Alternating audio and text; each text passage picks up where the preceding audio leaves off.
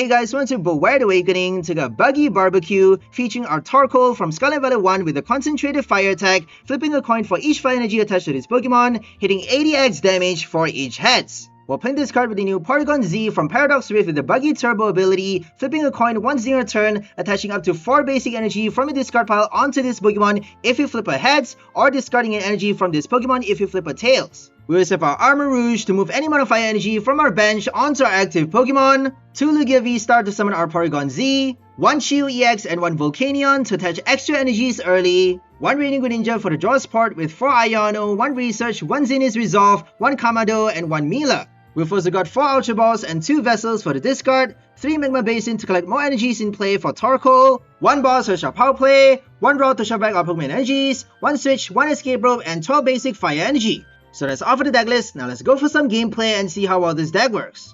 Okay, let's go for our first game with Buggy Barbecue. We've got for you Torkoal with the new Porygon-Z using Buggy Turbo ability to get up to 4 basic fire from the discard pile, attach it onto the Porygon-Z and then move it into the active spot using our Armarouge Fire Off ability to basically power up our Torkoal for the insane coin flips. So we actually need to wait until we have enough energies in play though before we can play the Torkoal. Before that we can actually attack with our Chi-Yu, Lugia VSTAR and also the Porygon-Z. So Torkoal is only doing big damage if we get enough heads with the coin flip. That's why we have to make sure to play it after accumulating enough energies in the field.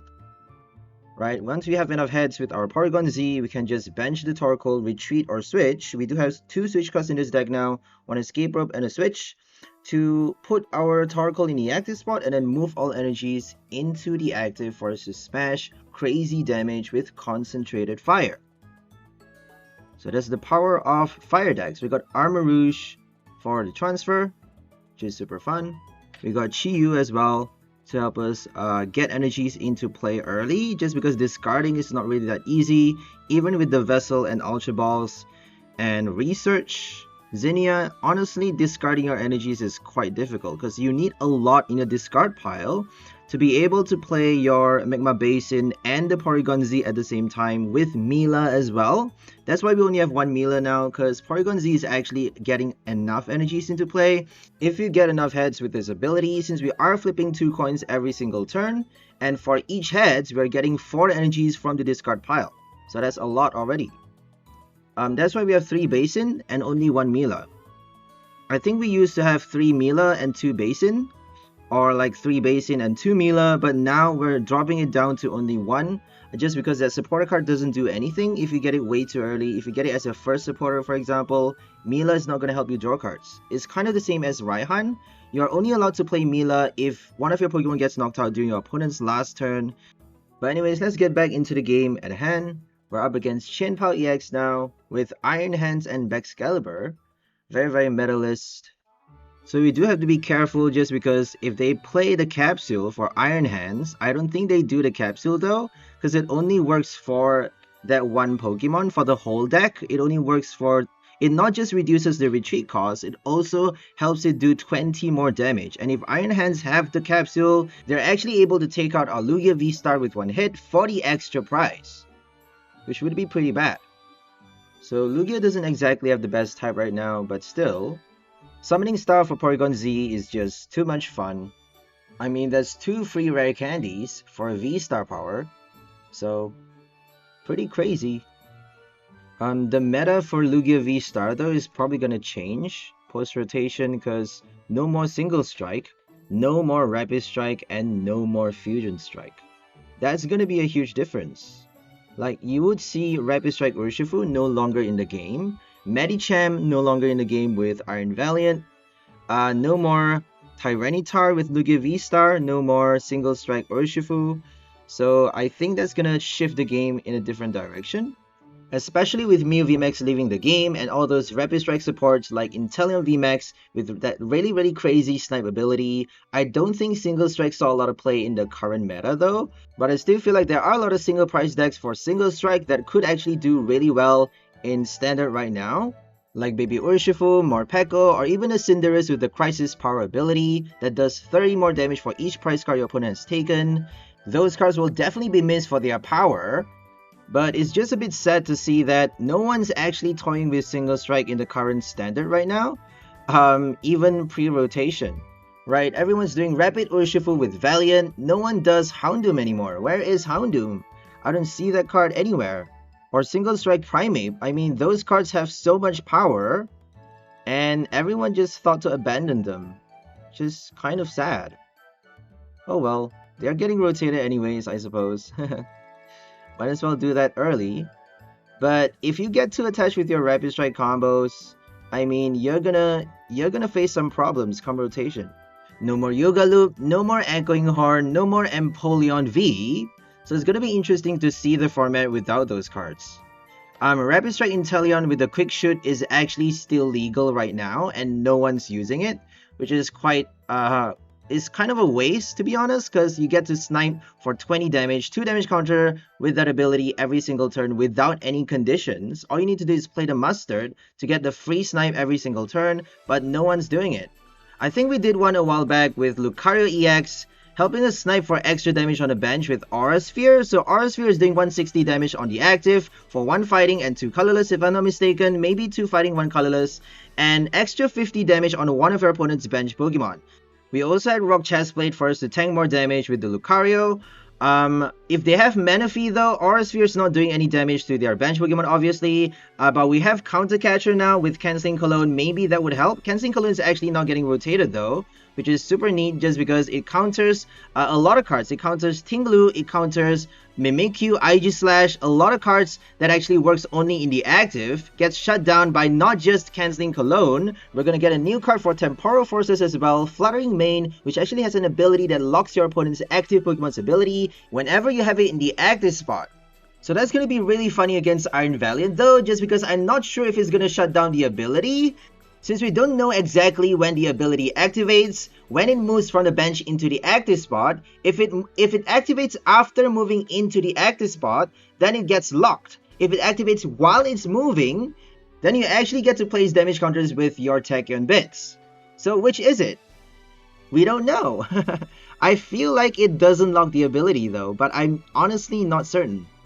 If it's like an ability that works in the active, something like Comfy or Shining Fate's Manaphy or Wooden Stroll Celebi, if that ability works once during a turn, if this Pokemon is in the active spot, then you get to lock it with Fluttering Mane. If the ability works when that Pokemon moves into the active spot, then I don't know. I don't think it locks it, right? I feel like it shouldn't block that ability. I feel like you still get to place the damage counter with Iron Valiant. So it's all the tiny details of the game that makes it really interesting, like the between turns and the end of turn concept, right? Is it during Pokemon checkup that this effect happens, or is it at the end of your turn? But anyways, let's head back into the game. Now we're playing the Pokestop for the triple discard, hoping to get our Porygon-Z's discarded early, but unfortunately we got our Magma Basin and Research discarded, which is not good. Should have just drawn with Greninja first. I guess you never know what's the right move to make. So now we got no supporter card with the Greninja draw. We did get the switch though.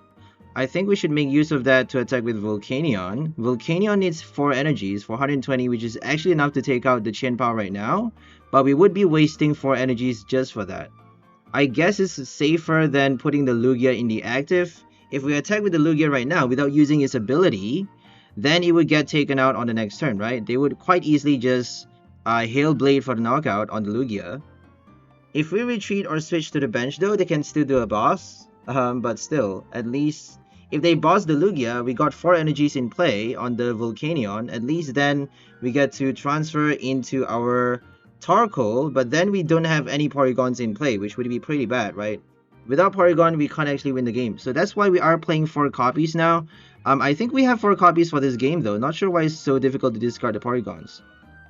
So we've got 4 Porygon-Z, 4 Ultra Ball, and 2 Aroma to get into our hand. 1 Research, 1 Kamado, and 1 Xenos Resolve to help us discard it. With 2 Vessel, I don't think it should be that difficult, honestly. But maybe we should just add Professor Burnett just to be safe. I don't know. I don't quite like playing that card, because if you get it early, it's not going to help you get the right cards, is it? If we have Chi-Yu in the active though, or Volcanion in the active early, you can just play the Burnett. You know, we still need to bench the right cards though. But I feel like we have enough balls to get our Armarouge to set up our bench for us to evolve the right Pokemons later on in the game. I don't think adding a Burnett would screw up the list too much, but I'm not sure. You never know till you try, right? But I just don't like to. I feel allergic to Professor Burnett for some reason. Just because we have no proper draw engine for this deck, the only draw support we have for ability is Radiant Greninja, and we have that one heavy ball to get it out from the prize if we get stuck there. If we got it priced early and we don't get our heavy ball, then we may just get stuck in the active with something like a Torkoal or Lugia VSTAR with heavy attack and a retreat cost. Then we can't do anything for multiple turns if we get stuck with Mela, Boss, or the Burnett in our hand as our first supporter. So that's the reason why I choose not to play Burnett for this list. I'm just not a fan of taking big risks, even though I do encourage people to try and, you know, build rogue decks and take risks against the meta. I feel like not having proper draw engine and enough supporters to help you supply your hand constantly, getting stuck with a brick hand is gonna cost you a lot. Like if you waste one turn not attacking in standard for a standard game, you lose. Outright, you just lose. That's it. It's over. You wasted one turn, you're out. That's how tight the game is now. It's kind of stupid in a way, but that's how the system works. I love the challenge, but some days I'm like, you know what? Let's just play something else. Let's just not do this anymore. Because this game is sometimes so ridiculous. I have played so many games where either the opponent or myself gets such terrible luck at every turn. No matter what we do, whatever cards we draw, whatever ability that we play, however well we play our cards that we have in our hand, we keep getting bad luck. Bad RNG over and over, and it becomes like, what even is the point? If you are getting such a great start, if you are getting all the right cards that you need at the right time, while your opponent's getting stuck over and over turn after turn, it becomes a stupid game. It becomes a basic, senseless match. I mean, why are we even fighting if it's not even a fair match? If you are given so much advantage and your opponent is given so much disadvantage, we already know who's the winner. It's already a clear win. Like, you don't even have to play the game anymore. Just straight away concede. What even is the point? It just feels like there's some negative energy that's manipulating the algorithms or the RNG, making it heavily tilted, which is not okay. If it's so tilted, then it's not even a game anymore, right? If you already know who's gonna win the game, then why are you even playing it? If you're already given such a huge advantage from the very start, and then you keep getting more and more advantage after that, while your opponent keeps getting disadvantage after disadvantage, getting a brick hand, getting all the wrong cards, or getting all the right resources prized, I mean, what even is the point anymore? Might as well just stop playing. If it's not a fair match, why is it called a game? It should not be called a game anymore. It should just be called a program or a simulation. That's exactly what it is, a simulation. I'm just praying for every player out there who's, you know, serious about this game, who really wants to have fun with PTCGL, to get fair odds. That's all I'm asking for. Fair odds. Odds that are balanced. RNG which favors both player or disfavors both player, what have you. As long as both player has the same odds. That's all I'm asking for. But at the end of the day, what doesn't kill you makes you stronger. If, you know, whatever happens, if they somehow keep countering whatever deck that you built, normally this happens to me when I, you know, set out to build a certain deck. They always match me up against just the right counter, right? If I play a fire deck, they match me against Chin Pao more often than usual. If I play like a full basic deck, they would be playing like a Noivern EX out of nowhere. They play a Noivern with the effect of attack that prevents damage from basic Pokemons. If I play a deck full of Pokemon with abilities, suddenly Alolan Vulpix shows up. Wow, nobody's been playing Alolan Vulpix for so long, and suddenly it shows up out of nowhere just because every Pokemon in my deck have an ability. That is so frustrating. That is just, it's frustrating, but it does make you a better player though. It does make your deck that much better. I'm sorry if I'm ranting again, but I just have to say it. I just have to get it off my chest, so it doesn't build any resentment. Because it's not easy building decks, building new decks, rogue decks in standard, when there's basically 0 options. It's just crazy difficult, especially when you have to counter the ratio. Like, how many energies are you playing? Do you have enough balls? Do you have enough basic Pokemons in your deck to counter Miraidon? Or any other full basic deck like Roaring Moon? I mean, there's so much you need to think about. It's really, really hard. I'm not trying to, boast or anything. I'm just saying it's not easy. I should not be complaining too much anymore. I'm sorry about that. But anyways, I think I'm just going to leave you guys to focus on the game right now.